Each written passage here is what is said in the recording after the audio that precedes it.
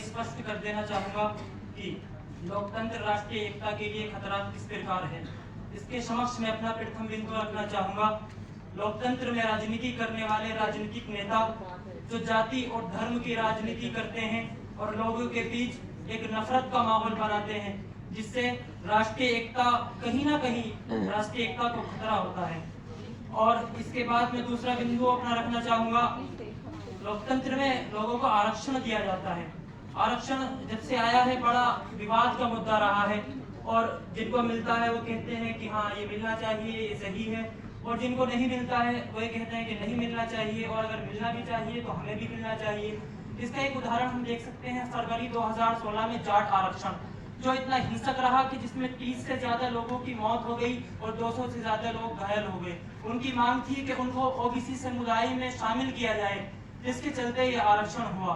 वहीं लोकतंत्र का चौथा स्तंभ कहा जाने वाला मीडिया अपनी गलत खबरों के माध्यम से लोगों में एक नफरत का माहौल पैदा करता है। इससे अभी हम हाल ही में देख सकते हैं बेंगलोर में एक महिला महालक्ष्मी की हत्या कर दी गई। मैंने न्यूज चैनल देखा, उस पर देखा कि अशरफ 30-35 टुकड़े कर भाग निकला, लेकिन 2 दिन बाद पता चलता है कि उसका नाम मुफ्ती रंजन राय था। तो इस तरह से जो एक समाज के खिलाफ, एक समुदाय के खिलाफ नफरत फैलाई जाती है, जिससे राष्ट्रीय एकता खंडित होती है। और लोकतंत्र में बोलने का अधिकार दिया जाता है। बोलने का अधिकार दिया जाता है तो लोग ये नहीं सोचते कि क्या बोलना है क्या नहीं। कभी कभी वे ऐसा बोल जाते हैं कि जो कहीं ना कहीं एक समाज को भड़काता है, जो कहीं ना कहीं एक समुदाय को दूसरे समुदाय के खिलाफ भड़काता है और उनमें नफरत का माहौल पैदा करता है। इसका हम एक उदाहरण अगर लें तो MIM के चीफ असीसुद्दीन ओवैसी के छोटे भाई अकबरुद्दीन ओवैसी ने एक बार कहा था कि 15 मिनट के लिए सिक्योरिटी हटा दीजिए, बता देंगे किसमें कितना दम है।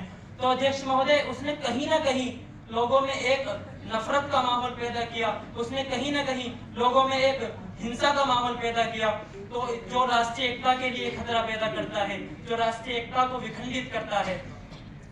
और लोकतंत्र में लोगों को शासन का भय नहीं रहता।